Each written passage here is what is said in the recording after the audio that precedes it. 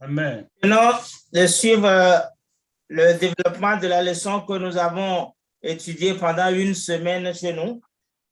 Le maître vient de développer cette leçon de long en large. Est-ce que il y a quelque chose que quelqu'un ne comprend pas là-dedans? Est-ce que quelqu'un a une question qu'il voudrait poser dans cette leçon? Est-ce que quelqu'un a une question?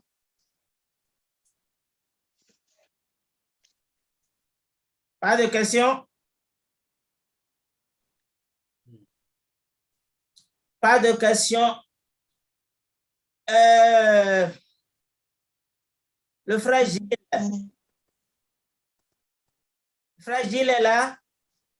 Oui. Qu'est-ce que tu retiens? Quel est le point capital que tu retiens dans de cette leçon? Je retiens que il faut tenir ferme sur, faut être vertueux, il faut tenir ferme sur les enseignements de la parole de Dieu, et que lorsqu'on fait cela, Dieu nous aidera et nous fera grandir, nous fera prospérer avec lui, nous maintiendra sur sa voie. Merci beaucoup. La sœur Kyria. La sœur Kyria est là? Oui. Oui. Qu'est-ce que tu retiens de cette leçon? Quelle est la leçon que toi tu retiens? Dis, bon voilà, c'est ce que je retiens, c'est ce que cette leçon veut m'apprendre. Cette leçon nous enseigne la vertu et ça nous apprend plus la foi parce que tant que c'est Dieu qui nous a mis sur le chemin, il ne va pas nous abandonner si nous lui obéissons coûte que coûte. Parce que c'est ce que Daniel a fait et on a constaté qu'il ne l'a pas abandonné. Oui. La sœur Kéké est là? Est-ce que la sœur Kéké est là? Non. OK. La sœur Titine est là? Oui. Oui, qu'est-ce que vous retenez de cette leçon? Ce que moi je retiens, c'est que quand on a la foi en Dieu, notre foi doit être accompagnée de la vertu. La foi en Dieu pour être sauvé, nous devons continuer à prier, demander grâce à Dieu, faire la volonté de Dieu et avec ces deux vertus, la foi et notre prière sans cesse peut nous sauver et nous donner la récompense de Dieu. Merci. Le frère Akandé est là, je vois. Le frère Akandé, madame Akandé. Il est là? Non. Le frère Akandé, il n'est pas là? Non. Bon. Bon. La sœur Daga. Qu'est-ce que tu ressens? Qu'est-ce que tu sens? On nous a parlé de la vertu. On nous donne l'exemple de Daniel. Ressens-nous ce que tu vois comme la vertu de l'histoire de Daniel, s'il te plaît. La sœur Daga. Ce que je vois de l'histoire de Daniel, c'est qu'il a joué la foi à la vertu. Il a déjà tous les caractères spirituels afin que nous devons avoir pour pouvoir porter du fruit. Merci. Pour ne pas être long, le maître l'a bien développé. Il a commencé par nous raconter l'histoire de Daniel. La sœur Daga, tu es où là? Tu es dans quel pays? En Russie. Ah, tu es en Russie. Tu n'es pas né en Russie? Non. Bon, donc tu es venu là-bas. Ce que le maître veut nous développer là, il a dit, ça veut dire que Daniel n'est pas né. Dans quel pays il est actuellement quand on nous parle de lui?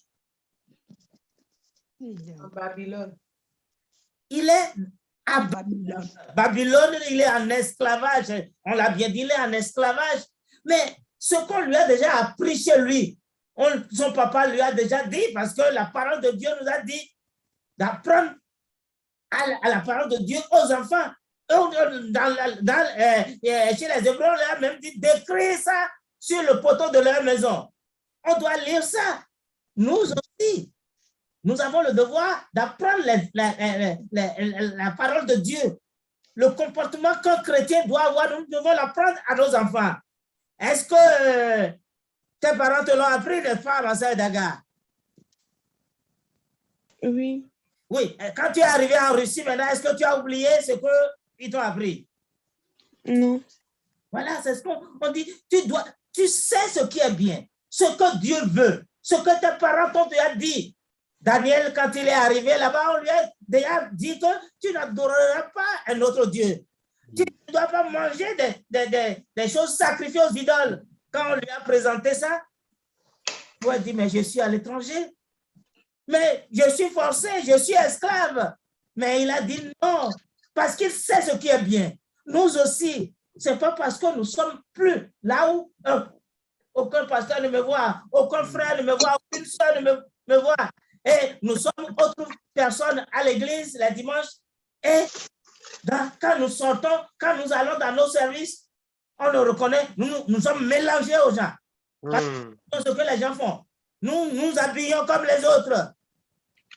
Est-ce que si nous nous habillons comme les autres, on va nous reconnaître comme chrétiens? Non. Non. Nous ne devons pas nous habiller comme les autres. Nous ne devons pas nous comporter comme les autres. C'est parce que Daniel ici, il ne s'est pas comporté comme les autres. Il a dit, ah non, nous ne pouvons pas manger ça. Il a dit au responsable, il a dit, non, essayez-nous, donnez-nous seulement du haricot ou de l'eau. Nous allons voir, vous allez voir ce que notre Dieu va faire. Parce qu'il a confiance, parce que vous avez parlé de foi. Parce qu'il a foi en son Dieu. Il sait quel Dieu il a. Et il sait que ce Dieu-là va agir. Le Dieu, il a agi ou il n'a pas agi? Oui, il a agi. Oui, c'est pour cela qu'on a vu. Le maître nous a dit on a vu, tout le monde a vu qu'il y a un esprit. Il y a un esprit dans ces gens-là.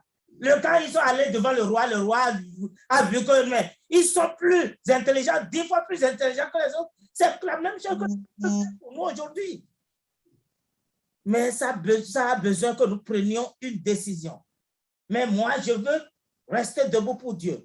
Je veux respecter Dieu parce que cette leçon nous apprend que quand nous disons non, il y a quelque chose, il y a un résultat.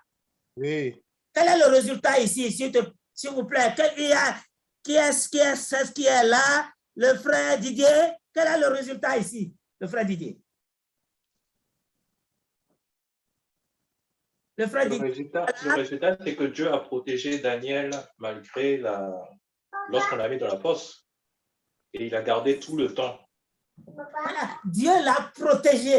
Mais à la fin, il y a un résultat. Il y a un résultat que Dieu va faire encore pour nous, que Dieu fait encore pour nous. Toi, tu tiens. Toi, tu dis non.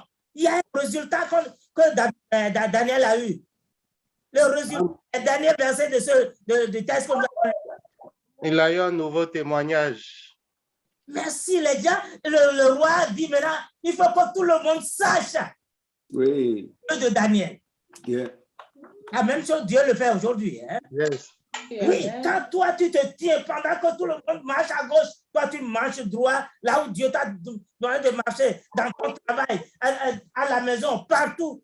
Et tout le monde voit, tout le monde va voir, non, lui, il est différent. Mais des gens vont aller chez mais quelle église tu fais? Nous avons appris cette leçon il n'y a pas très longtemps dans une dévotion journalière.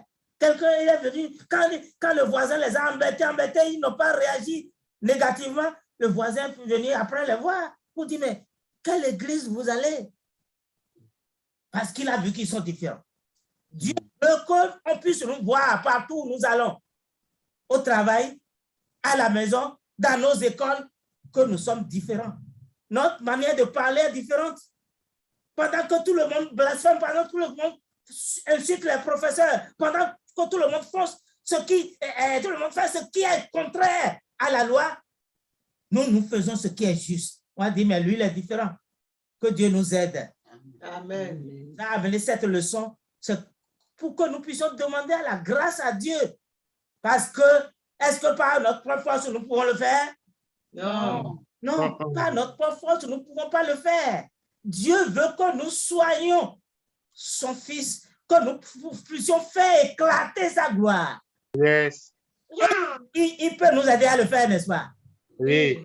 Oui, il suffit que nous puissions seulement lui demander, Dieu, le Dieu de Daniel, sois mon Dieu. C'est toi qui as aidé Daniel, tu peux m'aider. Je veux faire éclater ta gloire, je veux pour ta gloire. Fais tout pour ta gloire, dans ton étude, dans ton travail, partout. Dieu éclatera sa gloire. Amen. Amen.